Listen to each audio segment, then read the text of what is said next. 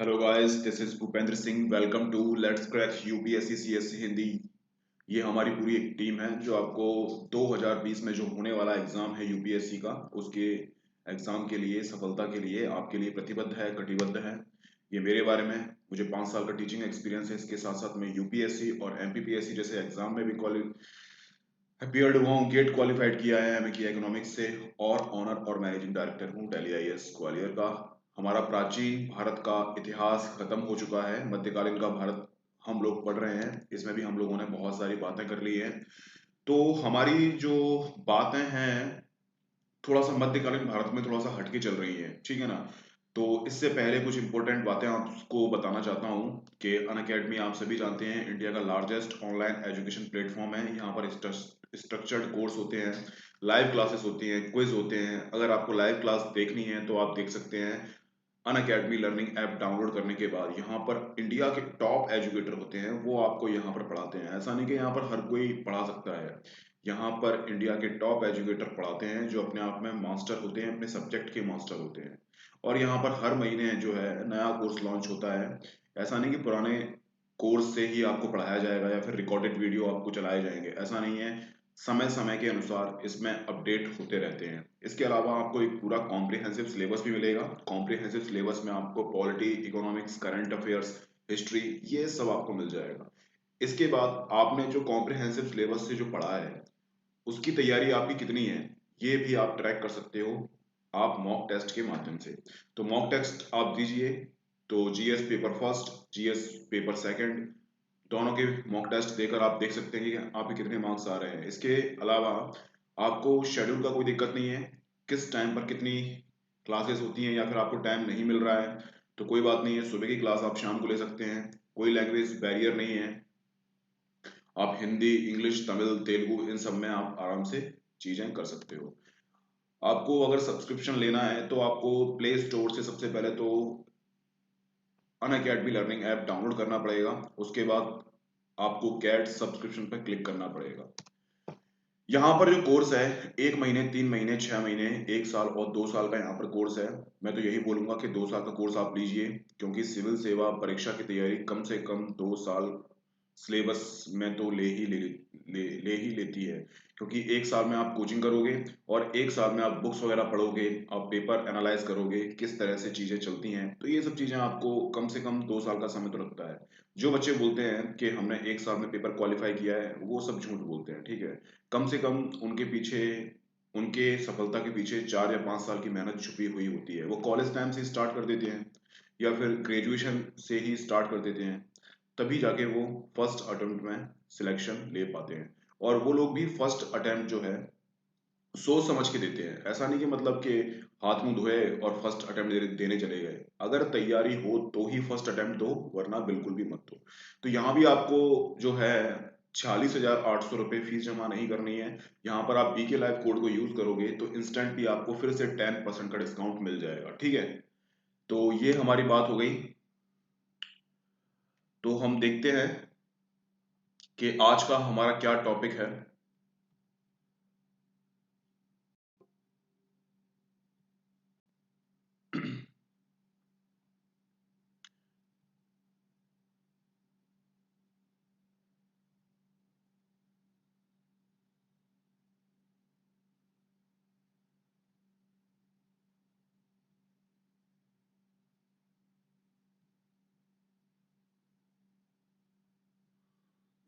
जो साम्राज्य है,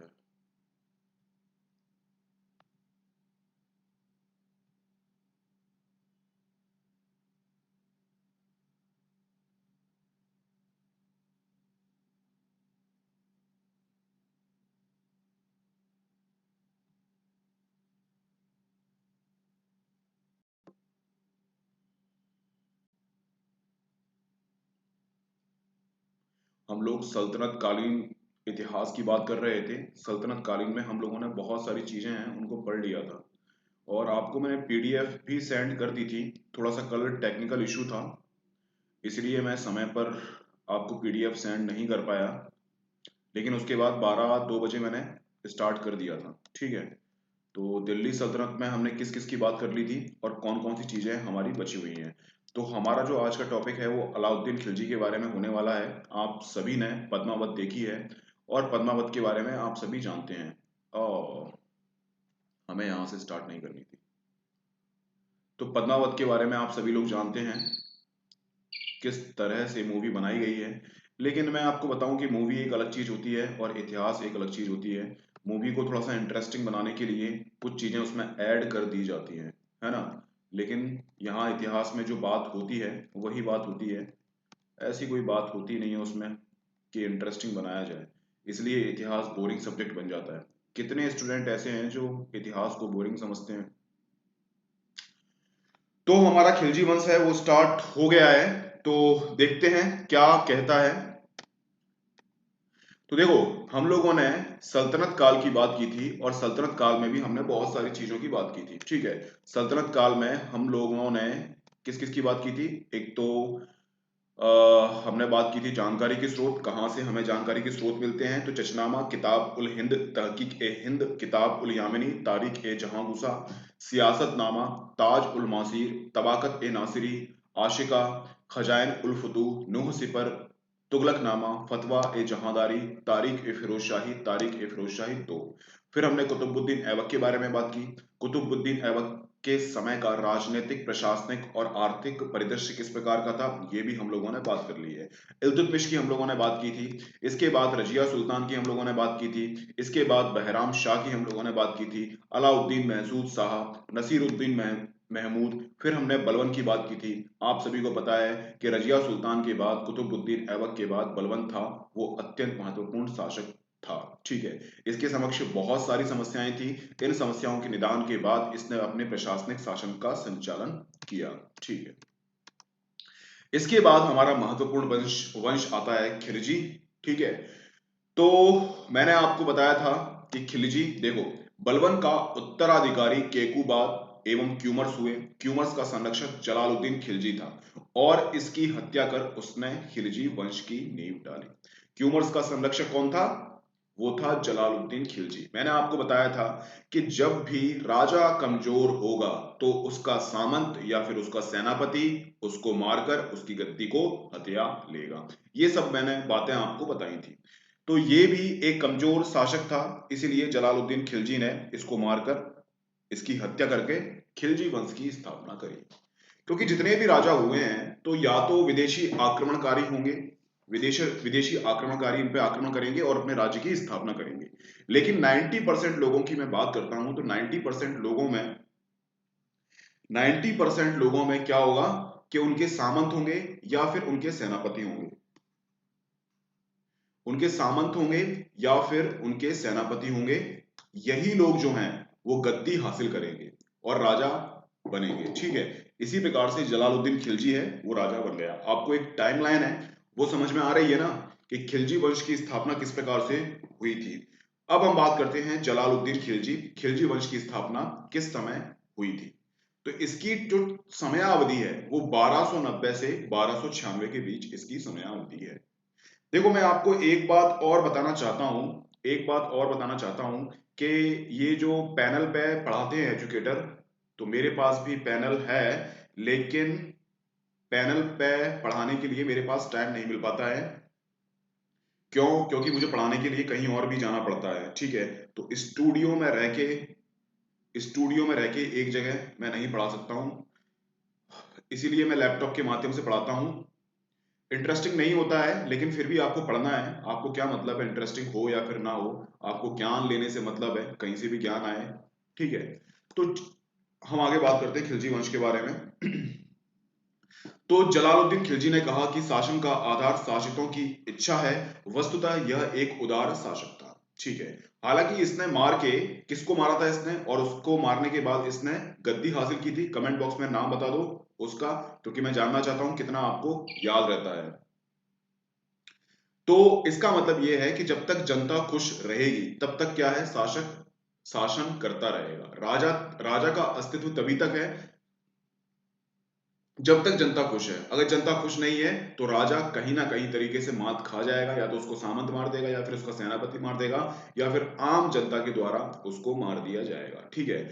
तो जब उसने ये कहा जलालुद्दीन खिलजी ने कि भैया शासन का आधार शासितों की इच्छा है, इससे ये समझ में आता है कि जलालुद्दीन खिलजी एक उदार शासक था। उदार शासक के साथ साथ इसने बहुत सारे काम किए थे, जैसे सिंचाई के लिए काम किए इसने। इसके अलावा राजनीतिक व्यवस्था में इसने सुदृढ़ता लेकर आया, क्योंकि बलवन की जब मृत्यु हुई तो बलवन की मृत्यु के बाद उसके जो शासक हुए बाद के, तो उसके बाद शासकों ने अव्यवस्थाओं को अंग भंग कर दिया था, यानी कि ढंग से व्यवस्थाएं नहीं चल पा रही थी। क्योंकि आपको पता है कि मजबूत शासक का होना बहुत जरूरी है। जब तक मजबूत शासक नहीं होगा तब तक प्रशासन में अव्यवस्थाएं फैलती रहेंगी। तो जलालुद्दीन खिलजी भी उस समय पर आया था जिस समय पर वहां पर प्रशासनिक व्यवस्थाएं अस्त व्यस्त चल रही थी। तो इसने भी बहुत सारे सुधार किए। कौन कौन से सुधार किए वो इतने महत्वपूर्ण नहीं है, आगे जो आने वाले सुधार हैं अलाउद्दीन खिलजी के समय पर, वो सुधार अत्यंत महत्वपूर्ण होंगे। वो प्राचीन भारत के इतिहास और मध्यकालीन भारत के इतिहास में अत्यंत महत्वपूर्ण भूमिका निभाएंगे, क्योंकि अलाउद्दीन खिलजी ने भारत में इतने बड़े साम्राज्य की स्थापना की थी कि इसके पहले के शासक नहीं कर पाए थे। मौर्य साम्राज्य को छोड़कर, अशोक को छोड़कर, और भी हैं छोटे मोटे हैं, लेकिन बहुत समय के बाद एक अखंड भारत का निर्माण हुआ था अलाउद्दीन खिलजी के टाइम पर। और अलाउद्दीन खिलजी ने कोई भी युद्ध नहीं लड़ा था, सॉरी, कोई भी युद्ध नहीं हारा था वो। तो हम बात करते हैं अलाउद्दीन खिलजी के बारे में। तो अलाउद्दीन खिलजी भैया क्या था, ये भी 1296 से 1316 के बीच में अलाउद्दीन खिलजी आया। तो अलाउद्दीन खिलजी भी, इसको मारकर, इसका चाचा था, इसको मारकर ये गद्दी पर बैठा, धोखे से ये गद्दी पर बैठा। देखो ऐसा है कि प्यार में और युद्ध में सब कुछ जायज है, ठीक है। अगर आपको पद हासिल करना है तो उसमें कुछ भी कर लो, लालच कर लो या फिर कुछ भी कर लो, या फिर कैसे भी धोखा दे दुआ के आप राजा बन जाओ। एक बार राजा बन जाओगे तो आपसे कोई एक उंगली तक नहीं उठा सकता है। इसी प्रकार प्यार को पाने के लिए भी भाई कुछ किसी भी हद तक गुजर जाओ, है ना। तो प्यार में और जंग में सब जाहिज है। तो हम बात करते हैं इसने कौन कौन से सुधार किए महत्वपूर्ण, ठीक है। तो भू राजस्व इसका सुधार था। इसके अलावा बाजार नियंत्रण व्यवस्था भी इसके आर्थिक सुधारों में महत्वपूर्ण भूमिका निभाती है। और बाजार नियंत्रण व्यवस्था को हम क्या बोलते हैं, दीवान ए रियासत। दीवान ए रियासत इसकी थी बाजार नियंत्रण व्यवस्था। इसके अलावा सैनिक उद्देश्य परिचालक, ठीक है। इसका प्रमुख उद्देश्य था गुप्तचर प्रणाली। मैंने आपको बताया था कि गुप्तचर प्रणाली जितनी मजबूत होगी, शासन का संचालन उतना अच्छा होगा और प्रशासनिक व्यवस्थाएं भी उतनी अच्छी होंगी। तो अगर आपको आर्थिक सुधार करने हैं, यानी कि आपको अपने क्षेत्र में आर्थिक सुधार करने हैं, तो सबसे पहले टैक्स टैक्स रिफॉर्म लेके आओ। अगर आपके पास कर ज्यादा आएगा, राजस्व आपके पास ज्यादा आएगा, आपके पास पैसा आएगा, पैसा आएगा तो भैया अपने पास सब कुछ होगा। बिना पैसे के कुछ चीज नहीं होती है। पैसे से ही लड़की आती है, पैसे से ही गाड़ी आती है, पैसे से ही बंगला आता है, पैसे से ही समाज आता है, पैसे से ही सब कुछ आता है। इसलिए अगर आपको आर्थिक सुधार करने हैं तो पैसा इसके लिए महत्वपूर्ण है। तो टैक्स आना बहुत जरूरी है, इसीलिए टैक्स के लिए इसने बहुत सारे राजस्व सुधार किए। इसके अलावा बाजार नियंत्रण व्यवस्था, यानी कि बाजार यानी कितना उत्पादन होना है और कितना वितरण होना है, ये सब व्यवस्था कौन किसने किया, ये सब व्यवस्था अलाउद्दीन खिलजी ने किया। इसके अलावा मुद्रास्फीति सभी लोग जानते हैं, कमेंट बॉक्स में मुझे बताएं मुद्रास्फीति क्या होती है, इन्फ्लेशन क्या होता है। चलो बता देता हूं, ये महंगाई होती है। तो महंगाई पर भी नियंत्रण किया गया, क्योंकि आपको पता है कि उत्पादन और वितरण जो है वो महंगाई के ऊपर डिपेंड करता है। अगर महंगाई ज्यादा बढ़ जाएगी तो डिमांड कम हो जाएगी, डिमांड कम हो जाएगी तो उत्पादन कम होगा, उत्पादन कम होगा तो ऑटोमेटिकली जो अर्थव्यवस्था है वो डूब जाएगी। और महंगाई कम होगी तो मंदी आ जाएगी, मंदी आ जाएगी तो फिर उत्पादन है वो प्रभावित होगा, और उत्पादन प्रभावित होगा तो वापस घूम फिर के अर्थव्यवस्था हमारी चरमरा जाएगी। ये चीजें आप अर्थशास्त्र में पढ़ते हो आराम से, कोई दिक्कत वाली बात नहीं है। और हम बात करते हैं इसकी पर्सनल जिंदगी के बारे में थोड़ी बहुत, क्योंकि छोटे मोटे एग्जाम में पूछ लिया जाता है इसके बारे में। अलाउद्दीन फेवरेट वो है शासक सल्तनत काल का, तो इससे संबंधित बहुत सारे क्वेश्चन हैं। ज्यादातर जो क्वेश्चन आते हैं वो प्रशासनिक संबंधी चीजों में से आते हैं, यानी कि प्रशासन संबंधी जो शब्दावली है उससे संबंधित चीजें इसमें आती हैं। तो अलाउद्दीन के बचपन का नाम अली गुरशस्य था। थोड़ी बहुत मिस्टेक इसमें मिल जाएगी आपको, है ना, तो देख लेना एनसीईआरटी में क्या लिखा हुआ है।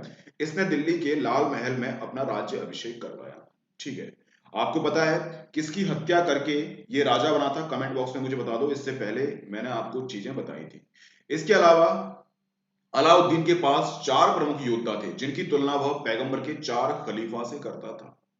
ठीक है, तो आप सभी को पता है कि एक मजबूत टीम का होना बहुत आवश्यक है किसी भी क्षेत्र के लिए, चाहे आप क्रिकेट खेलते हो, चाहे आप फुटबॉल खेलते हो, चाहे आप प्रशासनिक अधिकारी हो, एक मजबूत टीम आपके पास होगी तो आप निश्चित ही सफलता प्राप्त करेंगे। उसी प्रकार से अलाउद्दीन खिलजी के पास भी एक मजबूत टीम थी, यानी कि बोलते हैं ना कैबिनेट, किचन कैबिनेट, कैबिनेट के अंदर भी एक किचन कैबिनेट होती है जो सूक्ष्म निर्णय निर्माण में भी अपनी अत्यंत महत्वपूर्ण भूमिका निभाती है। इसी प्रकार से अलाउद्दीन के पास भी 4 आदमी थे, 4 आदमी इतने राजनैतिक कुशल दक्ष आदमी थे कि ये सारी व्यवस्थाओं को संभाल सकते थे। ठीक है, तो समय समय पर अलाउद्दीन को सजेशन भी दिया करते थे और अलाउद्दीन का विश्वास इन लोगों पर बहुत प्रगाढ़ टाइप का था, है ना, अलाउद्दीन इन पर विश्वास बहुत करता था। अगर आपने टीम बना ली, टीम बनाने के बाद अगर आपको विश्वास नहीं है उन लोगों पर, उन मेंबर पर, तो आपकी टीम ज्यादा दिनों तक चल नहीं पाएगी। इसलिए अलाउद्दीन भी इनके प्रति वफादार था और ये टीम भी इसके प्रति वफादार थी, यानी कि विश्वास से विश्वास पैदा होता है। जब विश्वास आप करोगे दूसरे पे तो दूसरा भी आप पर विश्वास करेगा, अगर दूसरे पे आप विश्वास नहीं करोगे तो दूसरा आप पर डाउट करेगा। ठीक है, तो जिस प्रकार पैगंबर साहब थे, साहब के 4 खलीफा थे, इनका काम क्या था? पैगंबर द्वारा दी गई शिक्षाओं को प्रचार प्रचार करना, प्रसारित करना। ठीक है, उसी प्रकार से एक अखंड भारत का निर्माण करने के लिए भी अलाउद्दीन खिलजी के पास 4 सैनिक थे और यही जो 4 सैनिक हैं वो बड़े बड़े युद्ध लड़कर भारत साम्राज्य को आगे बढ़ाएंगे। ठीक है, तो हमने बात की थी 4 योद्धाओं के बारे में। इसके अलावा अलाउद्दीन सिकंदर के समान ही विश्व विजेता का लक्ष्य रखता था। ये विश्व विजेता है, थोड़ा सा इसको, विश्व विजेता का लक्ष्य रखता था और इसी क्रम में सिकंदर ए सानी की उपाधि धारण की, सिकंदर ए सानी की उपाधि धारण की। अतः इसे द्वितीय सिकंदर के नाम से भी जाना जाता है। देखो, आपको एक चीज बताऊं मैं कि नेपोलियन आया तो नेपोलियन भी युद्ध हार गया था। अगर हम सिकंदर की भी बात करते हैं तो सिकंदर भी लास्ट में हार गया था, छोटे मोटे युद्ध हैं वो हार गया था, पोरस से हार गया था। लेकिन इतिहास जो है थोड़ा सा विजेता के पक्ष में झुका हुआ होता है। लेकिन हम बात करते हैं समुद्रगुप्त की। समुद्रगुप्त एक ऐसा शासक था जो आज तक नहीं हारा, आज तक का मतलब अपने समय तक वो कभी नहीं हारा। लेकिन समुद्रगुप्त का नाम इतना नहीं आता जितना कि नेपोलियन और सिकंदर का आता है। सिकंदर के नाम से बहुत सारी कहावतें भी बन चुकी हैं, जो जीता वही सिकंदर, ये सब चीजें आपको देखने को मिलती हैं। तो अलाउद्दीन ने सिकंदर ए सानी की उपाधि धारण की। सिकंदर ए सानी का मतलब ये होता है कि सिकंदर के समान ही हम जो है विश्व विजेता बनेंगे, यानी कि भारत के अंदर ही अपना शासन स्थापित नहीं करेंगे, भारत के बाहर भी हम अपना शासन स्थापित करेंगे। लेकिन उसका ये सपना सपना ही रह गया। लेकिन अपने समय पर भी उसने बहुत सारे आक्रमण किए, बहुत सारे युद्ध किए और युद्ध करने के बाद उसने बहुत सारे क्षेत्रों को जीता। ठीक है, जिस प्रकार समुद्रगुप्त ने बहुत सारी नीतियां अपनाई थी अपने राज्य के विस्तार करने के लिए, आप मुझे कमेंट बॉक्स में बताओ, मैंने आपको नीतियां समझा रखी हैं, कौन कौन सी नीतियां उसने अपनाई थी अपने राज्य के विस्तार के लिए। जिसने भी मेरे पहले वाले लेक्चर देखे होंगे उनको अच्छे से मालूम होगा।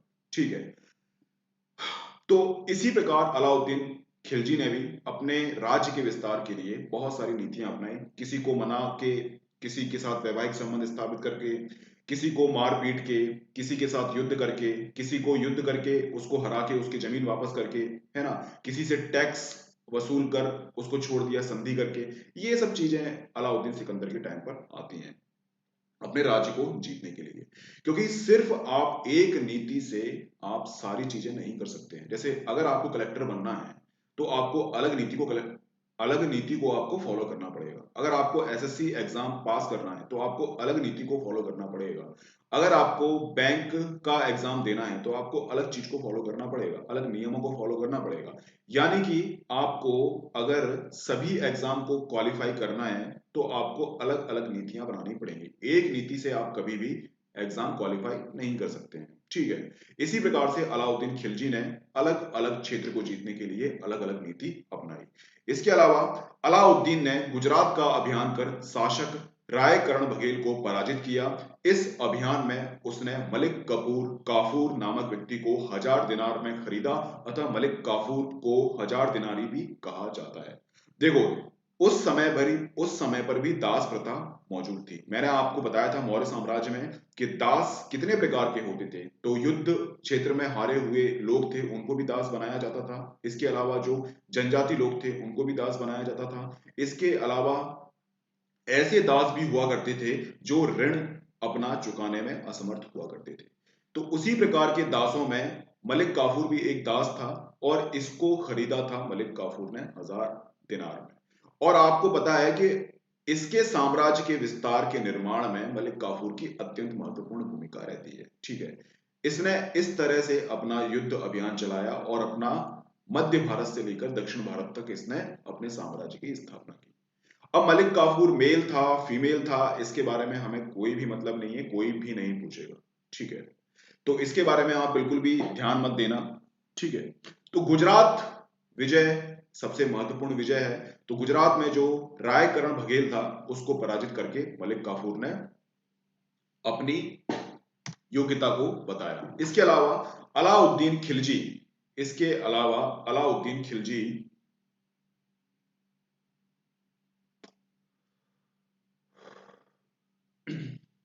थोड़ा ये मिस्टेक जा रही है, ये हमारे जो शब्द हैं वो दब रहे हैं, तो इसको हम ठीक कर लेते हैं। थोड़ा सा 2 मिनट का टाइम देना मुझे, 2 मिनट का टाइम देना, इसको हम लोग ठीक कर लेते हैं।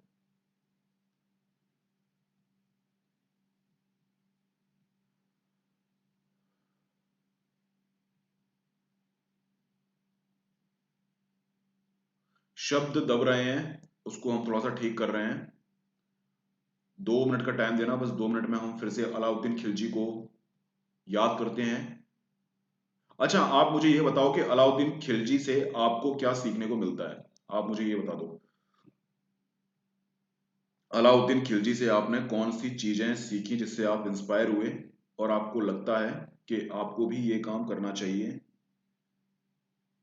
देखो, इतिहास लेखन में बहुत सारी बातें ऐसी होती हैं जो कि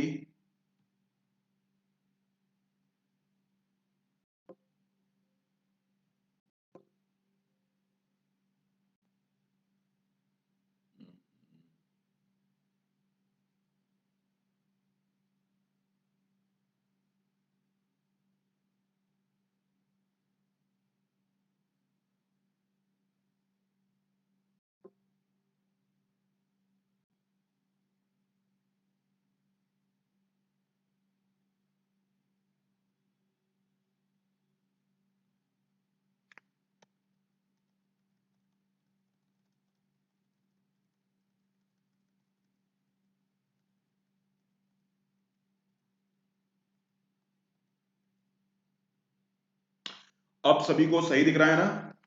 1 minute, slide show from current. अब सभी को सही दिख रहा है ना?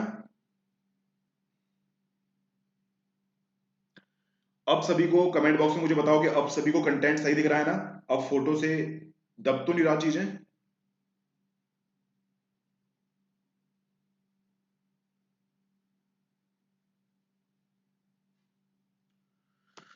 चलो ठीक है, आगे हम लोग बढ़ते हैं। अलाउद्दीन के नाम अलाउद्दीन के आगे हम बात करते हैं। सॉरी, अलाउद्दीन में ही हम लोग बात करते हैं आगे कौन सी चीज हम लोग पढ़ने वाले हैं। तो देखो, अलाउद्दीन के बारे में हम लोगों ने पढ़ लिया, गुजरात अभियान इसने किया और इसको मिल गया कौन? मलिक काफूर। अब मलिक काफूर कौन था इसके बारे में हमें बिल्कुल भी ध्यान नहीं देना है। इसके अलावा जो हमारी बात आती है वो आती है अलाउद्दीन खिलजी ने 1301 में रणथंबोर का अभियान किया। इस अभियान में अमीर खुसरो भी शामिल थे। खुसरो ने यहाँ राजपूत स्त्रियों द्वारा किए गए जौहर यानी कि जलकर मरने का उल्लेख किया है। देखो, आपको मैं बताऊंगा कि राजपूत जो लोग हैं वो क्या है, अपनी वीरता के लिए जाने जाते हैं। ठीक है, कुछ भी हो लेकिन सम्मान के साथ वो कभी खिलवाड़ नहीं करते हैं। तो आप सभी को मालूम है कि जब युद्ध में कोई राजा पराजित होता है तो उनकी जो स्त्रियों को हरम में भेज दिया जाता है। और राजपूत स्त्रियां भी सम्मान के लिए जीती हैं। तो इन लोगों ने हरम में जाने की वजह इन लोगों ने अपना आत्मदाह कर लिया और अपने आप को जलाकर मार लिया। ये सब चीजें आपको देखने को मिलेंगी। तो अलाउद्दीन खिलजी ने 1301 में रणथंभौर में अभियान किया और इसमें अमीर खुसरो भी शामिल था। आपको पता है कि अमीर खुसरो ने कितने राजाओं का शासन देखा था? 8, 9, 10, 11। ये आप मुझे कमेंट बॉक्स में बता दो, ठीक है। तो अमीर खुसरो भी शामिल था उसमें, और अमीर खुसरो ने अपने बहुत सारी जो साहित्यिक किताबें हैं वो लिखी हैं और उनमें इनका वर्णन किया है। तो कौन कौन सी अमीर खुसरो के द्वारा लिखी गई किताबें हैं उसको भी कमेंट बॉक्स में मुझे बता दो। एक तो मुझे ये बताओ कि अमीर खुसरो ने कितने राज्यों का शासन देखा है, कितने राजाओं का शासन देखा है, कितने सल्तनत कालीन सुल्तान हैं उनका शासन देखा है, इसके अलावा इसके कौन कौन से साहित्य थे, ठीक है। तो ये हम लोगों ने बात कर ली। देखो मैं आपको बताऊं कि मिडिएबल हिस्ट्री से बहुत कम क्वेश्चन पूछे जाते हैं, इसीलिए हम मिडिएबल हिस्ट्री को बहुत कम तरीके से पढ़ रहे हैं। जहां से क्वेश्चन ज्यादा बनते हैं ना, डेफिनेटली मैं वहां से क्वेश्चन वहां से उस टॉपिक को मैं आपको बिल्कुल डीप में पढ़वाने वाला हूं, है ना। जैसे अलाउद्दीन खिलजी है, अलाउद्दीन खिलजी के बारे में बहुत सारे क्वेश्चन बन जाते हैं, लेकिन किसने कब अभियान किया ये सब तो वो पूछते ही नहीं है। पहली बात तो जो जहां पर जिस प्रकार से क्वेश्चन बनते हैं ना, उसी प्रकार से मैं आपको पढ़ाने की कोशिश करूंगा। तो किसने किसको जीता, किसने किसको मारा, ये सब चीजें नहीं पूछी जाती हैं, तो इसकी आप बिल्कुल भी टेंशन मत लिया करो, है ना। जहां पर क्या पढ़ना है क्या नहीं पढ़ना है उस चीज को मैं जानता हूं, इसलिए वही चीज मैं आपको पढ़ाऊंगा जो एग्जाम के हिसाब से इंपॉर्टेंट है। क्योंकि आपके पास टाइम बहुत कम बचा हुआ है और बहुत कम टाइम में आपको एग्जाम भी बहुत बड़ा क्वालिफाई करना है, इसीलिए ज्ञान के लिए नहीं, केवल केवल एग्जाम निकालने के लिए पढ़ो। इसके अलावा हम बात करते हैं, अलाउद्दीन ने 1303 में चित्तौड़ का अभियान किया। यहां भी खुसरो मौजूद थे। इस अभियान में चित्तौड़ के गौरा बादल नामक वीर योद्धा की कहानी जुड़ी है। चित्तौड़ को जीतकर अलाउद्दीन ने इसे अपने पुत्र खिज्र खां को सौंप दिया और इसका नाम खिजराबाद रखा। वस्तुतः चित्तौड़ विजय गुजरात विजय को स्थायी बनाए रखने के लिए की गई थी, ताकि गुजरात के बंदरगाह से सुगमता पूर्वक व्यापार, विशेषकर घोड़ों का व्यापार किया जा सके। वस्तुतः इस समय दिल्ली सल्तनत की उत्तर पश्चिमी सीमा में मंगोल आक्रमण हो रहे थे, अतः इस क्षेत्र में स्थल मार्ग से होने वाले घोड़े का व्यापार बाधित था। ऐसे में गुजरात विजय कर इस व्यापार को बनाए रखने का प्रयास किया गया। इस पर प्रभावी नियंत्रण के लिए राजपूताना पर नियंत्रण जरूरी था, जहां चित्तौड़ इस क्षेत्र में स्मारक दृष्टि से महत्वपूर्ण किला था, अतः इस पर आक्रमण कर अलाउद्दीन ने नियंत्रण स्थापित कर दिया। देखो मैं आपको एक चीज बताता हूं कि अलाउद्दीन ने चित्तौड़ पर आक्रमण किया था, ठीक है। अब कोई बोलता है कि भाई चित्तौड़ पर आक्रमण इसलिए किया था क्योंकि चित्तौड़ की जो महारानी थे उनसे इनका जो विवाह था वो सॉरी प्यार हो गया था, ठीक है। तो हो सकता है कि भाई पसंद आ गई हो, क्रश वगैरह हो, वो बात अलग है, लेकिन इसका जो प्रमुख मकसद क्या था, देखो आपको मालूम चलेगा कि स्टार्टिंग में हम लोगों ने पढ़ा था कि इसने सिकंदर ए सानी की उपाधि धारण की थी। किसने? अलाउद्दीन खिलजी ने। तो इसके जीवन का प्रमुख लक्ष्य सिर्फ ये था कि मुझे पूरे विश्व को जीतना है, इसीलिए चित्तौड़ पर इसने आक्रमण किया था। चित्तौड़ पर क्यों इसने आक्रमण किया था? क्योंकि इसको मालूम था कि गुजरात को अगर स्थायी बनाना है, यानी गुजरात पर स्थायी शासन नियंत्रण करना है, तो चित्तौड़ पर नियंत्रण करना बहुत जरूरी है। क्योंकि गुजरात का जो बंदरगाह है उस पर राजपूतों का हस्तक्षेप बहुत ज्यादा था, और जब तक राजपूतों के क्षेत्र को यानी कि चित्तौड़ को नहीं जीता जाएगा तब तक गुजरात को स्थायी नहीं बनाया जाएगा।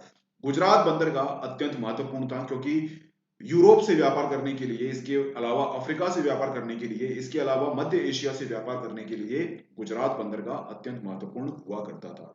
आप सभी को मालूम है कि युद्ध जीतने के लिए घोड़ों की आवश्यकता बहुत ज्यादा होती थी।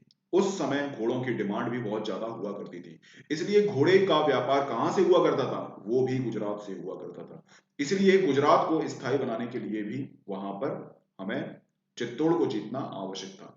लेकिन हिस्ट्री है, तो ये हमने बात की है, राजनीतिक क्षेत्र की बात की है। एक प्रेम कथा भी प्रचलित है, वो आपको पद्मावत में देखने को मिल जाएगी, इसमें कोई बड़ी वाली बात नहीं है। इसके अलावा और भी चीज थी कि इस समय दिल्ली सल्तनत की उत्तर पश्चिमी सीमा में मंगोल आक्रमण हो रहे थे। तो भैया मंगोल आक्रमण होंगे तो मंगोल आक्रमण से बचने के लिए भी सुल्तान को कहां जाना पड़ेगा? उत्तर पश्चिमी क्षेत्र में जाना पड़ेगा। इसीलिए एक स्थायी शासन नियंत्रण करने के लिए गुजरात में इसने किसको भेजा भाई, उसको भेजा, किसको, आप मुझे बताओ किसको भेजा था इसने जीतने के लिए, वो खुद गया, वो खुद भी गया था। इसके अलावा इसने जब चित्तौड़ को जीत लिया और चित्तौड़ को जीतने के बाद इसने खिज्र खां को उसका शासन सौंप दिया और इसका नाम बदलकर क्या कर दिया, खिजरा, खिजराबाद इसका नाम कर दिया। ठीक है, ये सब चीजें हो गई। आगे हम लोग बात करते हैं, अलाउद्दीन दिल्ली का प्रथम सुल्तान था जिसने दक्षिण भारत का अभियान किया। यह अभियान मलिक काफूर के नेतृत्व में भेजा गया। इसने दक्षिण राज्यों जैसे कि देवगिरी, वारंगल, होयसल, एक सेकेंड,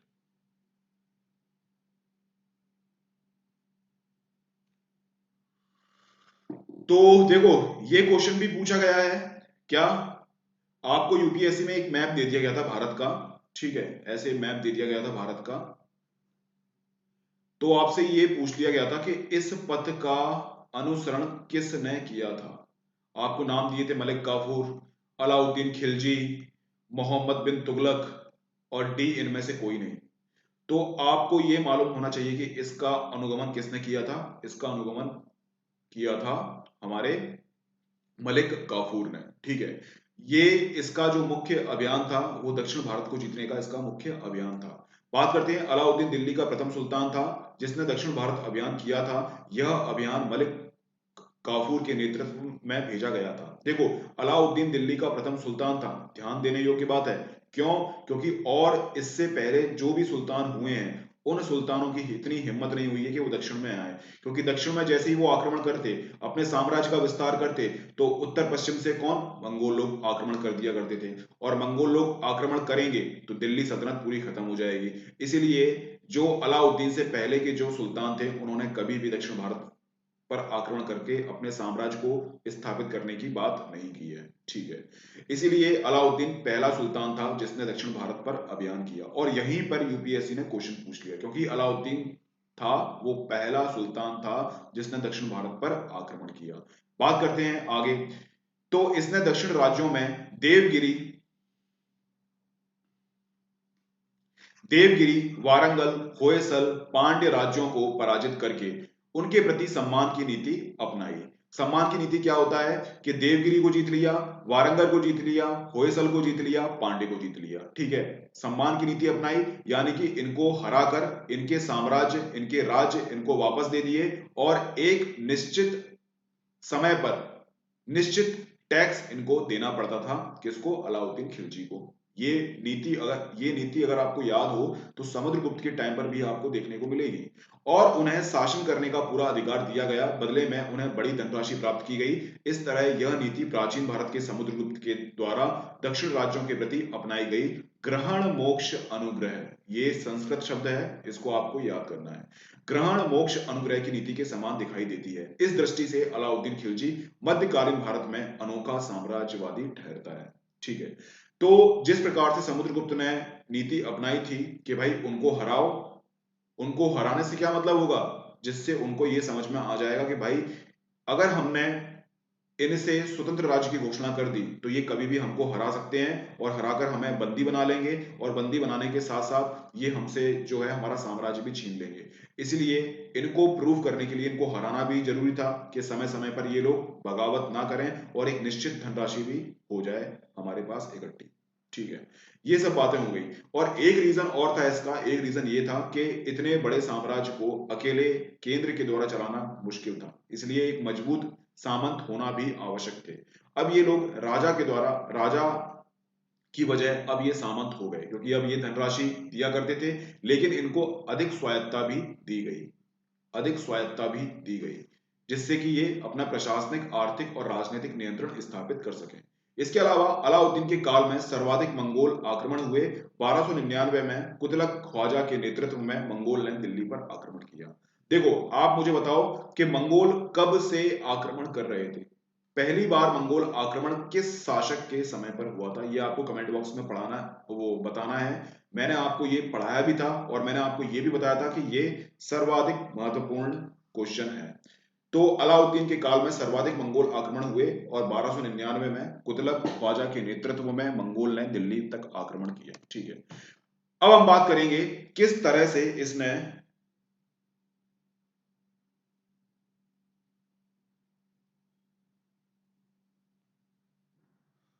अब इसके बाद हम बात करेंगे किसके बारे में। अलाउद्दीन खिलजी ने आर्थिक सुधार कौन कौन से किए, ठीक है, कौन कौन से आर्थिक सुधार किए। तो सबसे पहली आती है भू राजस्व। दूसरी हम बात करेंगे किसके बारे में, बाजार नियंत्रण प्रणाली के बारे में।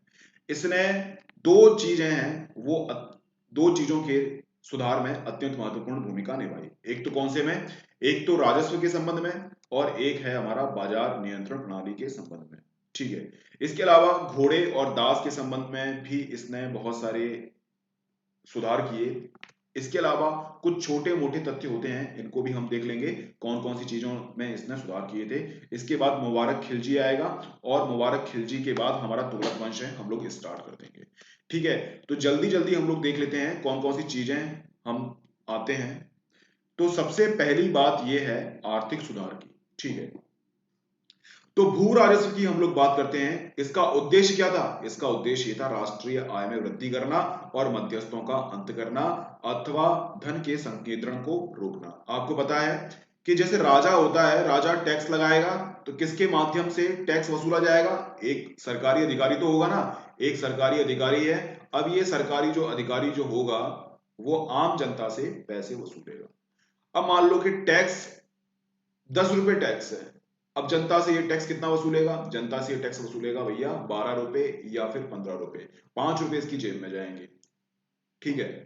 तो इस प्रकार से मध्यस्थों को हम लोग हटा देंगे तो क्या होगा, राजस्व में ऑटोमेटिकली हमारी वो होगी, वृद्धि होगी।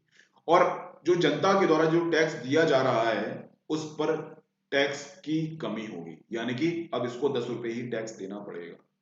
तो ये सब चीजें देखने को मिलती हैं। तो भू राजस्व व्यवस्था में सुधार करना अत्यंत आवश्यक था, ठीक है। तो इसका उद्देश्य हम लोगों ने देख लिया कि राष्ट्रीय आय में वृद्धि करना था, इसके अलावा मध्यस्थों का अंत करना था एवं धन के संकेंद्रण को रोकना भी था। अब गतिविधियों की बात करते हैं। अलाउद्दीन दिल्ली का पहला सुल्तान था जिसने भूमि की माप करवाई और भूमि की माप के लिए विश्व को विषय को आधार बनाया। भूमि माफ किया पद्धति मसाहत के नाम से जानी जाती है। तो देखो ऐसा है कि किस खेत पर कितनी हमें किस खेत पर कितनी हमें टैक्स लगाना है, सॉरी किस खेत पर हमें कितना टैक्स लगाना है, ये कैसे हम लोग ज्ञात करेंगे। जितनी बड़ी भूमि होगी, जितनी बड़ी भूमि होगी उसी के हिसाब से हम टैक्स लगाएंगे ना, जितनी छोटी भूमि होगी उस पर कम टैक्स लगाएंगे। तो इसके लिए भूमि को नापना तो पड़ेगा ना, कितनी बड़ी भूमि है कितनी छोटी भूमि है, इसके लिए एक मानक प्रणाली का होना आवश्यक है। तो इसने भैया एक मानक प्रणाली है वो स्थापित कर दी और इसके माध्यम से खेतों को नापा और खेतों को नापने के बाद उसमें उसी प्रकार से टैक्स लगाया। एक तो ये बात हो गई और दूसरी बात ये हो गई कि इसने उत्पादन के हिसाब से भी टैक्स लगाया। जिस क्षेत्र में ज्यादा उत्पादन होता है उस पर ज्यादा टैक्स और जिस क्षेत्र में कम उत्पादन होता है उस पर कम टैक्स लगाया गया। आगे हम लोग बात करते हैं, अलाउद्दीन खिलजी ने खुद मुकद्दम चौधरी राणा रावत ठाकुर जैसे मध्यस्थों का अंत कर उनकी भूमि पर भी कर लगाया। उसने भू राजस्व की राशि उत्पादन का 50% निर्धारित की गई।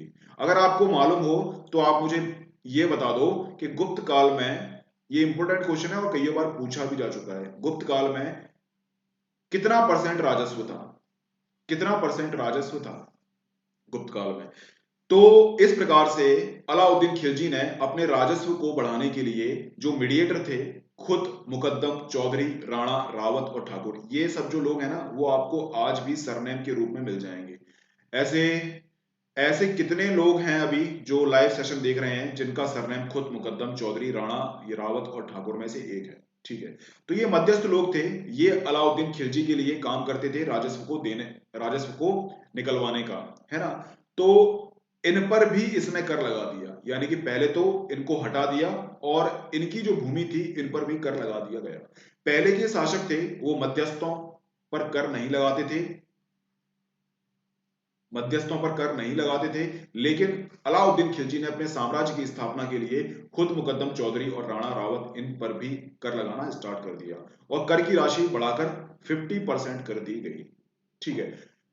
तो इस प्रकार से आप देख सकते हैं कि अब तो राजस्व में वृद्धि होगी होगी, यानी कि पैसा होगा ही होगा। इसके अलावा क्या काम किया इसने, इसके अतिरिक्त उसने चरी कर लगा दिया और धरी कर लगा दिया, यानी कि आवास पर कर लगा दिया, यानी कि आवास पर भी कर लगा दिया, आपका जो मकान होगा उस पर भी कर लगाएगा। इसके अलावा जो चरागाह होते हैं, जो पशु होते हैं, तो पशु को चरने के लिए एक भूमि होती है, तो उस भूमि पर भी टैक्स लगा दिया गया। अब आपके पास जब पैसा ही पैसा होगा, बहुत सारा पैसा होगा, तो आपकी सेना मजबूत होगी। आपके पास पैसा होगा तो आप लाखों की संख्या में सेना रख सकते हैं, आप घोड़े खरीद सकते हैं, आप युद्ध उपकरण खरीद सकते हैं, युद्ध सामान खरीद सकते हैं, आप एक मजबूत सेना खड़ी कर सकते हैं। तो अलाउद्दीन खिलजी का सबसे पहला जो मकसद ये था कि भैया पैसे कमाओ सबसे ज्यादा। अगर आपके पास पैसे होंगे तो ऑटोमेटिकली आप जो है अपनी सेना को मजबूत कर सकते हो। अगर आपके पास पैसे नहीं होंगे तो आप अपनी सेना को मजबूत नहीं कर सकते हैं। इसीलिए सर्वाधिक मात्रा में इसने पैसे इकट्ठे किए। और पैसे कैसे इकट्ठे किए, मध्यस्थों को कम कर दिया, कर की रेट को बढ़ा दिया, इसके अलावा उसने छोटे मोटे कर भी लगा दिए। लेकिन आम जनता पर इसका असर ना पड़े इसलिए इसने बाजार नियंत्रण प्रणाली भी स्थापित कर दी, जिससे कि महंगाई ना हो। अब टैक्स जब लगेगा ज्यादा तो क्या है, बाजार में महंगाई आएगी, आम जनता है उसके पास पैसा कम बचेगा, कम बचेगा तो खरीद कम करेंगे, खरीद कम करेंगे तो मांग कम होगी, और मांग जब कम होगी तो ऑटोमेटिकली अर्थव्यवस्था है वो नीचे चली जाएगी। इसके लिए बाजार नियंत्रण प्रणाली को भी सही किया जाना जरूरी था। तो आप देख सकते हैं ना कि अलाउद्दीन खिलजी कितना माइंडेड इंसान था, कितना मतलब शातिर इंसान था कि उसने अपने साम्राज्य का विस्तार भी किया और उसने आम जनता को भी कष्ट इतना नहीं दिया। इसका सिर्फ एक उद्देश्य था कि बस साम्राज्य का विस्तार मुझे करना है। आगे हम बात करते हैं, अलाउद्दीन ने बकाए ए भू राजस्व की वसूली के लिए दीवान ए मुस्तखराज नामक विभाग की स्थापना की। और ये क्वेश्चन भी 7 स्टार है, इस पर भी आप जो है 7 स्टार लगा लो। ये 7 स्टार लगा लेना क्योंकि कई बार ये क्वेश्चन पूछा जा चुका है। ठीक है, अब आपको पता है कि इसने आय को बढ़ा आय कर को बढ़ा दिया है, यानी कि टैक्स इसने 50% कर दिया है। अब टैक्स 50% जब कर देगा तो बाजार नियंत्रण प्रणाली भी इसको स्थापित करनी पड़ेगी। तो बाजार नियंत्रण प्रणाली स्थापित क्यों की इसने, इसका उद्देश्य देखेंगे और कौन कौन से कार्य इसने किए उसको हम देखेंगे। अलाउद्दीन की बाजार नियंत्रण नीति का उद्देश्य सैनिक आवश्यकताओं की पूर्ति करना था। वस्तुतः सैनिकों को न्यूनतम वेतन देकर उनकी आवश्यकताओं की पूर्ति के लिए विभिन्न बाजारों का निर्माण किया गया, जहां वस्तुओं के दाम निर्धारित किए गए। यह बाजार निम्नलिखित थे। तो मैंने आपको बताया था कि बाजार नियंत्रण प्रणाली का, बाजार नियंत्रण नीति का प्रमुख उद्देश्य क्या था कि आवश्यकता की जो वस्तुएं होती हैं, सैनिक आवश्यकता की वस्तुएं होती हैं, उनकी पूर्ति करना। ठीक है, क्योंकि सैनिक को जिस वस्तु की जरूरत होती है अगर वो उसको टाइम पर ना मिले या फिर महंगी मिले तो सैनिक के मन में असंतुष्ट होगा। और जब सैनिक के मन में असंतुष्ट होगा तो वो अपने दिमाग से काम नहीं कर सकता। ठीक है, और अपनी पूर्ण क्षमता का उपयोग भी नहीं कर सकता। ठीक है, तो सैनिक को कम कीमत पर क्या हो, सामान मिल जाए। इसके अलावा मुद्रास्फीति को कम कर दिया, यानी सस्ती चीजें बना दी, जिससे क्या है सैनिक न्यूनतम वेतन में भी काम कर सके। अगर मैं आपको 1 लाख रुपए सैलरी देता हूं और उस समय चावल की कीमत है भैया कितनी, 25,000 रुपए कीमत रखती मैंने किसकी, चावल की, तो आपको 1 लाख रुपए सैलरी मिल तो रही है लेकिन उसका कोई मतलब नहीं है। क्यों मतलब नहीं है, क्योंकि मुद्रास्फीति बहुत ज्यादा है। यही मैं आपको अगर 100 रुपए सैलरी देता हूं और 25 पैसे के 1 किलो चावल है, 1 किलो चावल है, या 25 किलो के 1 क्विंटल चावल है, तो आपको ये 100 रुपए जो है वो अकड़ेंगे नहीं। इसीलिए अलाउद्दीन खिलजी ने सैनिकों को न्यूनतम वेतन देकर उसकी आवश्यकताओं की पूर्ति के लिए विभिन्न बाजार का निर्माण किया, जहां पर उसको आराम से सस्ती कीमत पर चीजें मिल जाती हैं। कौन कौन सी इसने जो बाजार है उसका निर्माण किया था, एक तो है गल्ला मंडी, अनाज का बाजार, गल्ला मंडी, इसको हम अनाज का बाजार के नाम से जानते हैं। इस बाजार का प्रमुख शहना ए मंडी कहलाता था। देखो ये शब्दावली है, अत्यंत महत्वपूर्ण है, 7 स्टार इस पर लगा लेना। इसमें खाद्यान्नों को गांव से लाने का कार्य करने वाले कारवानी या बंजारे कहलाते थे। ये क्वेश्चन भी पूछा गया है आपका यूपीएससी में कि बंजारों का प्रमुख व्यवसाय क्या था, ये कृषक थे या फिर ये व्यवसायी थे या फिर ये घुमक्कड़ थे, ये सब आपको देखने को मिलेगा। तो ये एक तरह से व्यापारी थे, क्योंकि ये एक जगह से दूसरे जगह पर खाद्यान्नों को लाया करते थे। इसके अलावा इसने और कौन से बाजार निर्मित किए? ये है सराय अदल वस्त्रों का बाजार। इस बाजार में 10 टंके से लेकर 10,000 टंके तक के मूल्य की वस्तुएं मिलती थीं। यहाँ वस्त्रों के व्यापारियों को मुल्तानी कहा जाता था और निर्माण कार्य के लिए उन्हें अग्रिम धनराशि दी जाती थी।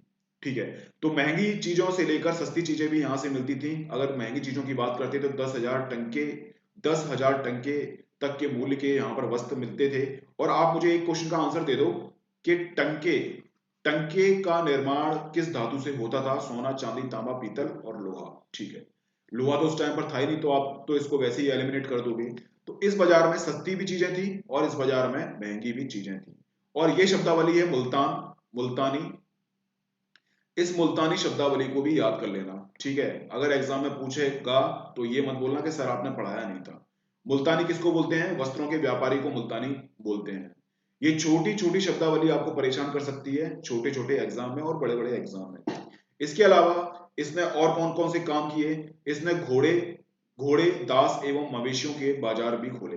इस बाजार में अच्छे, मध्यम और निम्न गुणवत्ता के आधार पर वस्तुओं के मूल्य निर्धारित किए जाते थे। वस्तुतः इस बाजार में एजेंट दलाल मूल्यों में कृत्रिम रूप से वृद्धि ना कर सके, इसलिए मूल्य इसलिए मूल्यों का निर्धारण किया गया। यहाँ दलाल स्वयं को हाकी मान ए बाजार यानी कि बाजार का स्वामी कहते थे। तो देखो,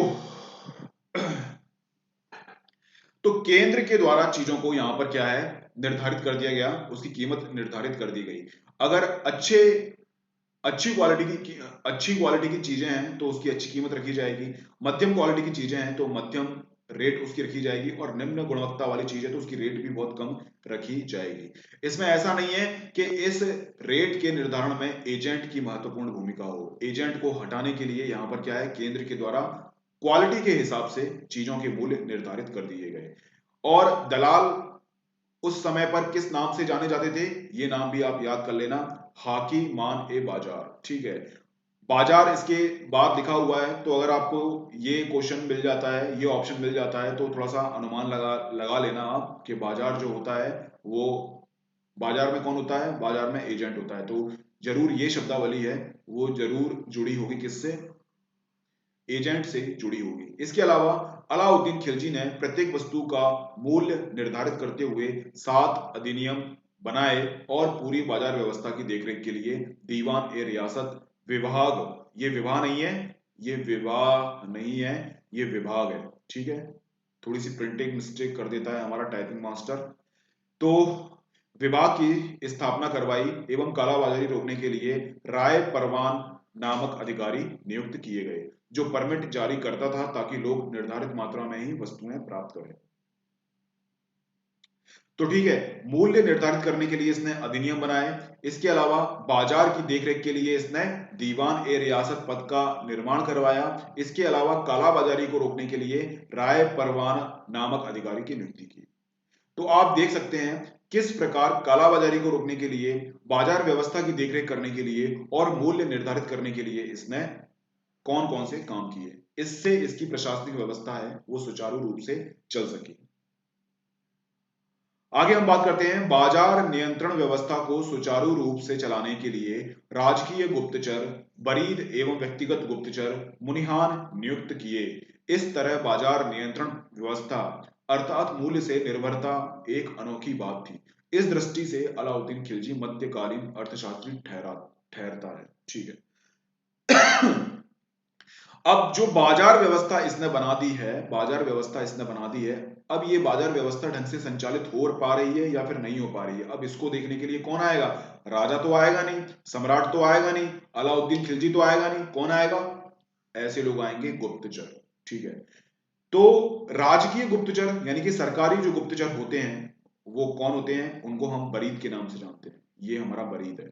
ठीक है, इसके अलावा व्यक्तिगत गुप्तचर होते हैं, ये मुनिहान के नाम से इन्हें हम जानते हैं। तो ये दो चीजें आपको देखने को मिल जाएंगी, कौन? बरीद और मुनिहान। ये बरीद और मुनिहान है, ये बरीद और मुनिहान है। ये कौन है? गुप्तचर है। आपसे एग्जाम में पूछ लिया जाएगा कि भाई बताओ कि बरीद और मुनिहान है शब्दावली किससे संबंधित है, तो आप बता देना कि गुप्तचर से संबंधित है। तो कोई भी साम्राज्य होगा, कोई भी वंश होगा, कोई भी काल होगा, उसमें गुप्तचरों की भूमिका महत्वपूर्ण होती है। आज भी हमारे हमारे वर्तमान समय में रॉ और आईबी, ये दो इंटेलिजेंस हैं, ये काम करती है हमारे गुप्तचर का। ठीक है, रॉ होती है वो बाहर काम करती है, और आईबी होती है वो देश में रहकर काम करती है। देश के आंतरिक विद्रोह को ये समाप्त करती है और इसके बारे में केंद्र को सूचना देती है। रॉ होती है वो विदेशों में काम करके भारत की सुरक्षा को सुदृढ़ व्यवस्था करती है।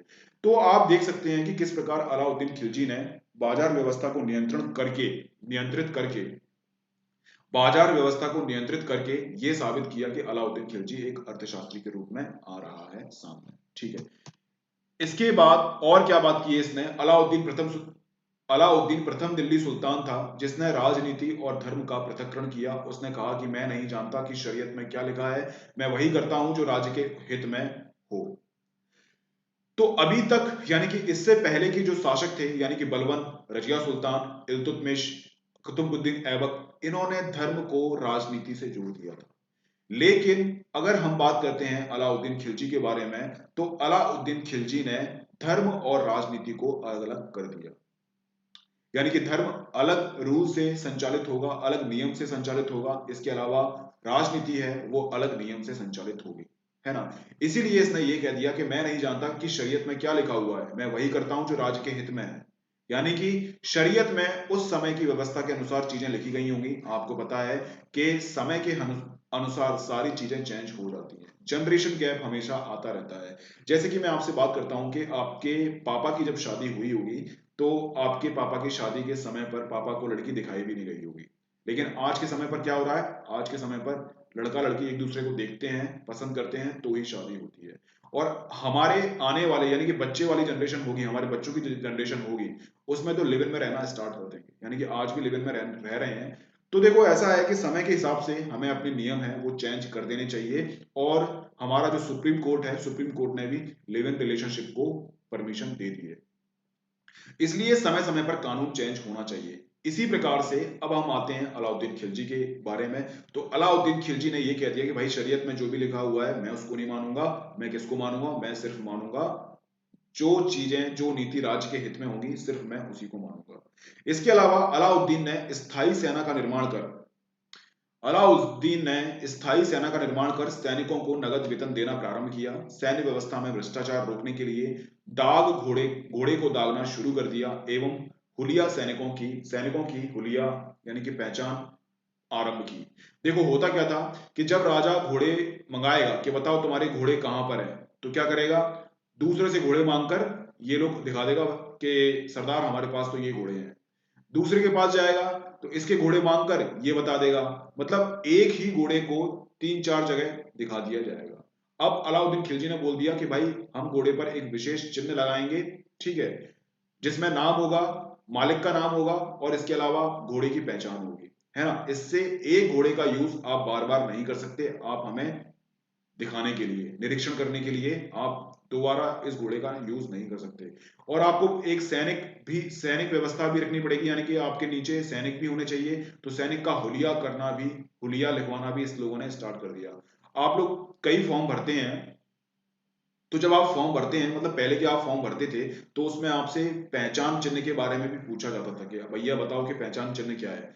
ऐसे बहुत सारे स्टूडेंट होंगे, उन्होंने ऐसे एग्जाम के फॉर्म भरे होंगे।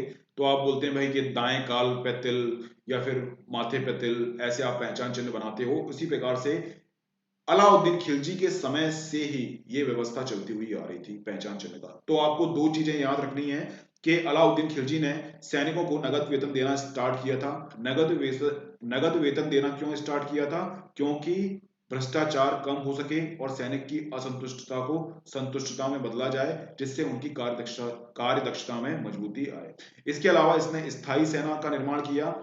अस्थायी सेना का मतलब क्या होता है? जब युद्ध होता है तभी सेना आएगी। स्थायी सेना का मतलब क्या होता है कि भैया हमेशा ये युद्ध के लिए तैयार रहेगी। अस्थायी सेना का घाटा क्या होता है? जब युद्ध होता है तो सैनिक भाग जाते हैं। है ना। जब स्थायी सेना होगी, सैनिकों को नगद वेतन मिलेगा, तो जब मर्जी पड़ेगी तब युद्ध होगा, और जब युद्ध होगा तब ये लोग हैं वो काम में आएंगे। इसलिए इसने दक्षिण भारत तक अपने साम्राज्य की स्थापना करवाई। तो प्रशासनिक क्षेत्र की हम बात करते हैं, राजनीतिक क्षेत्र की हम लोग बात करते हैं, कूटनीति की हम बात करते हैं, अर्थव्यवस्था की हम लोग बात करते हैं, तो अलाउद्दीन खिलजी इन सभी गुणों से संपन्न था। इसके अलावा क्या काम किए? युद्ध में प्राप्त लूट का भाग खम्स कहलाता है, उसे राज्य एवं सैनिकों के बीच बांटा जाता है, जहां राज्य के लिए 4/5 भाग एवं सैनिकों के लिए 1/5 भाग निर्धारित कर दिया गया। ठीक है, अब आप मुझे ये बता दो, अगर आपको थोड़ा सा मैथ वैथ आता हो, कि 4/5 बड़ा होता है कि 1/5 बड़ा होता है ना। कंफ्यूजन रहता है थोड़ा बहुत, जो बच्चे भिन्न नहीं जानते हैं तो उनको थोड़ा सा प्रॉब्लम आएगी। तो देखो, आपको ये 7 स्टार है, इस पे लगाना है। खम्स को क्या बोलते हैं? खम्स को हम युद्ध में प्राप्त लूट का भाग बोलते हैं। यानी कि जब युद्ध होता है तो आम जनता से लूटपाट की जाती है, खजाने की लूटपाट की जाती है, तो उससे जो धन प्राप्त होता है उसको हम खम्स के नाम से जानते हैं। अब इस धन को किस किस में बांटा जाता है? इस धन को राज्य में और सैनिकों में बांटा जाता है। ठीक है, तो 4 भाग कर दिया सैनिकों के लिए और 1/5 भाग कर दिया किसके लिए? 1/5 भाग कर दिया राज्य के लिए। ये हम लोगों ने बात कर ली है। तो इस प्रकार से आप देख सकते हैं कि अलाउद्दीन खिलजी ने अपने शासन को संभालने के लिए, अपने शासन के निर्माण के लिए इसने अनेक आर्थिक, राजनीतिक और प्रशासनिक सुधार किए। इसके अलावा अपने साम्राज्य की स्थापना करने के लिए इसने बहुत सारे काम किए। ये सब चीजें आपको देखने को मिल जाएंगी अलाउद्दीन खिलजी के टाइम पर। लेकिन इसके बाद का जो शासक आएगा वो अत्यंत ही मूर्ख, अत्यंत ही लंपट टाइप का होगा, है ना। वो अलाउद्दीन के द्वारा बनाए गए साम्राज्य को संभाल नहीं पाएगा, है ना। एक तरह से वो मूर्ख आदमी है। तो इसके बारे में हम ज्यादा पढ़ेंगे ही नहीं। क्यों नहीं पढ़ेंगे? क्योंकि इसने अच्छे काम करे ही नहीं है, और जब अच्छे काम नहीं करे हैं तो भैया यूपीएससी एग्जाम क्यों पूछेगा? यूपीएससी एग्जाम में नहीं पूछेगा इसके बारे में, मुबारक खिलजी के बारे में बिल्कुल भी नहीं पूछेगा। क्यों नहीं पूछेगा? क्योंकि इसने कुछ काम ही नहीं किया। एक बात मैं आपको बताता हूं कि जिंदगी में आप बड़े काम करोगे तो आपको दुनिया पूछेगी। अगर आप अच्छे काम नहीं करते हो, बुरे काम करते हो, तो दुनिया आपको कभी नहीं पूछेगी। इतिहास के पन्नों में सिर्फ उन्हीं का नाम है जिन्होंने कुछ अच्छे काम किए हैं। देखो, मैं तो ये बोलता हूं, या तो अच्छे काम ऐसे करो जिससे कि आपका नाम हो जाए, या फिर बुरे काम ऐसे करो कि आपका नाम हो जाए, क्योंकि अच्छे और बुरे दोनों लोगों का,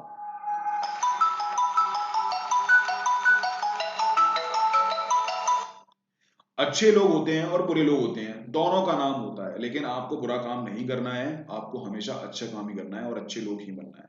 इसी प्रकार से मुबारक खिलजी था। मुबारक खिलजी कमजोर रहेगा। मैंने आपको पहले भी बताया है कि जब मजबूत राजा होगा, मजबूत राजा अपने साम्राज्य का विस्तार करेगा, लेकिन जब उसके उत्तराधिकारी आएंगे, उत्तराधिकारी मजबूत नहीं होंगे, तो ये क्या करेंगे?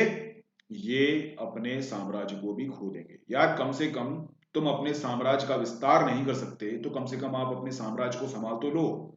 ये काम भी कमजोर लोगों से नहीं हो सकेगा। तो मुबारक खिलजी के बारे में बहुत सारी लूसेंट की किताबें हुई, बहुत सारी बातें हुई कि भैया ये बहुत आलसी टाइप का इंसान था, बढ़िया ऐशो आराम में रहता था, संगीत सुनता था, और कहते हैं कि लड़कों के प्रति ज्यादा इंटरेस्ट लेता था, ये कभी कभी दरबार में नंगा घूम जाया करता था। ये सब बातें इसकी देखने को मिलेंगी, और ये कभी भी आपको एग्जाम में नहीं पूछा जाएगा, तो आपको इसके बारे में नहीं पढ़ना है।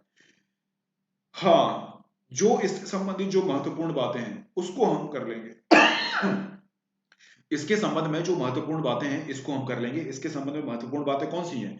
कि यह दिल्ली का प्रथम सुल्तान था। ये दिल्ली का प्रथम सुल्तान था जिसने स्वयं को खलीफा कहा। अब ये बातें इंपॉर्टेंट हो जाएंगी आपकी, ये आपकी बातें इंपॉर्टेंट हो जाएंगी कि ऐसा कौन सा सुल्तान था जिसने स्वयं को खलीफा कहा। अब आप देख सकते हो इसकी मूर्खता की हद। इसने स्वयं को ही खलीफा सिद्ध कर दिया। आदमी थे, सुल्तान थे, वो अपने आप को सुल्तान की पदवी धारण करने से भी डरते थे। कुतुबुद्दीन ऐबक ने तो भैया सुल्तान की पदवी भी धारण नहीं की थी, वो प्रतिनिधि के रूप में काम करता रहा। लेकिन इसकी हद देखो, इसने अपने आप को खलीफा सिद्ध कर। अब पागल लोग हैं यार, पागल लोग तो अपने आप को भगवान भी बोलते हैं कि हम तो भगवान हैं। इसी प्रकार से मुबारक खिलजी था, उसने भी बोल दिया कि हम तो भगवान हैं। इसने अपने आप को खलीफा सिद्ध कर दिया। इसके अलावा देवगिरी को दिल्ली सल्तनत में मिलाया और इसका नाम कुतुबाबाद रखा। इसने इसके शासनकाल में दो महत्वपूर्ण बातें हैं। एक तो क्या, ये इसने अपने आप को खलीफा बोला। इसके अलावा इसने देवगिरी को दिल्ली सल्तनत में मिला लिया। और इसने कुतबाबाद रखा उसका नाम। ठीक है, ये हमारी बातें हो गई, ये हमारी बातें हो गई।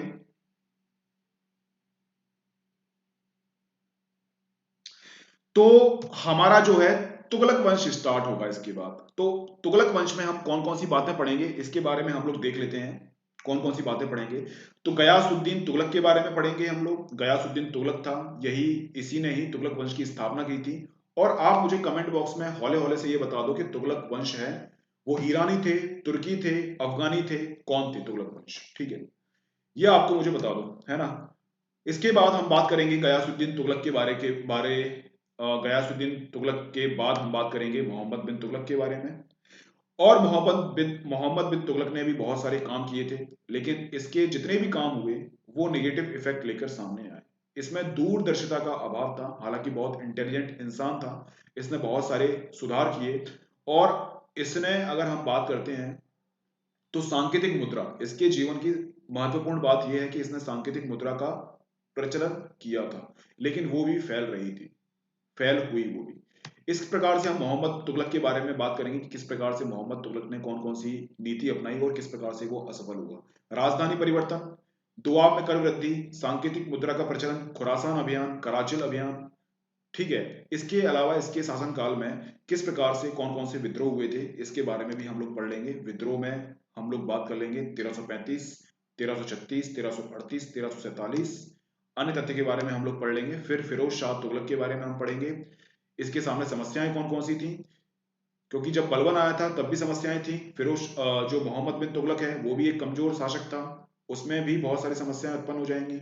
फिर मोहम्मद बिन तुगलक के समक्ष जो समस्याएं थी उस समस्याओं को फिरोज शाह तुगलक है वो कम करेगा, और इन समस्याओं को कम करने के बाद वो सुदृढ़ प्रशासन की स्थापना करेगा।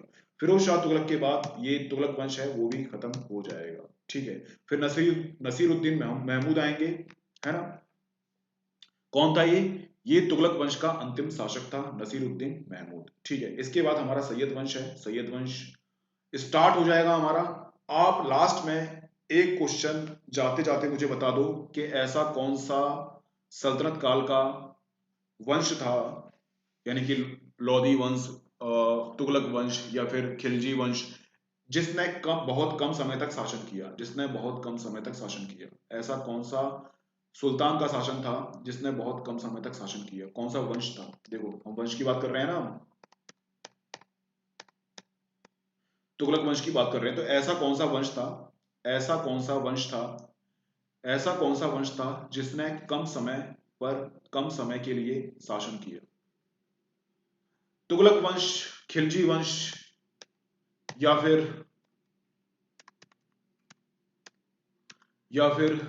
लोधी वंश, या फिर इनमें से कोई नहीं।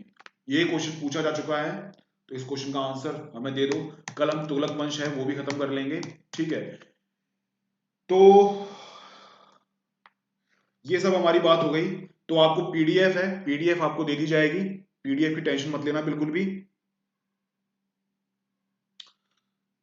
पीडीएफ आपको दे दी जाएगी, पीडीएफ की टेंशन मत लेना। पीडीएफ आपको कहाँ मिलेगी, भूपेंद्र सिंह दिनकर का नाम है, ये भूपेंद्र सिंह दिनकर है, इस पे आपको पीडीएफ मिल जाएगी। सब्सक्रिप्शन आपको लेना है तो बीके लाइव कोड को यूज करना है। इसका जो नाम अगर आपको कोई दिक्कत आती है तो 9074467114 पे आपको क्लिक करना है ना, मैसेज करना है। इसके अलावा मैं आपको बताना चाहता हूँ कि अगर आपको कॉम्प्रिहेंसिव तैयारी करनी है तो आपको अनअकैडमी का सब्सक्रिप्शन लेना बहुत जरूरी है, क्योंकि यूट्यूब पे तो बस क्लासें होती हैं, वो सिस्टमेटिक वे से नहीं चल पाती हैं, है ना। क्योंकि कुछ काम पड़ जाता है, कोई कुछ हो जाता है, तो आपको एक सिस्टमेटिक कोर्स की चीजें होना बहुत जरूरी है। क्योंकि यूपीएससी में भटकाव बहुत जल्दी आता है। भटकाव का मतलब कोई टीचर कुछ और बोलेगा, कोई टीचर कुछ और बोलेगा, कोई टीचर कुछ और बोलेगा। यहाँ पर हिस्ट्री के भी बहुत सारे चैनल चलते हैं, हिस्ट्री की बहुत सारी किताबें चलती हैं। तो आप एक चीज को फॉलो करो, है ना, और सिस्टमेटिक बेसिक चीजें तैयार करो। टेस्ट सीरीज आप दो, तब आपकी संपूर्ण तैयारी हो पाती है। केवल सिलेबस करना या फिर सब्जेक्ट की समझ होना सफिशिएंट नहीं होता है। सबसे पहला काम होता है सिलेबस करना, दूसरा काम होता है टेस्ट सीरीज करना, तीसरा काम होता है आंसर राइटिंग करना, चौथा काम होता है अपने जो टेस्ट सीरीज के जो मार्क्स हैं उसका मूल्यांकन करना, और कहाँ कहाँ पर आपने गलती करी है इसका भी मूल्यांकन करना। इसलिए मैं तो ये बोलूंगा आपको सब्सक्रिप्शन लेना चाहिए। ठीक है, बहुत सारे बेनिफिट हैं इसके। तो आज का लेक्चर हमारा यहीं समाप्त होता है। आपके सहयोग के लिए बहुत बहुत धन्यवाद। कल फिर मिलते हैं 7 बजे।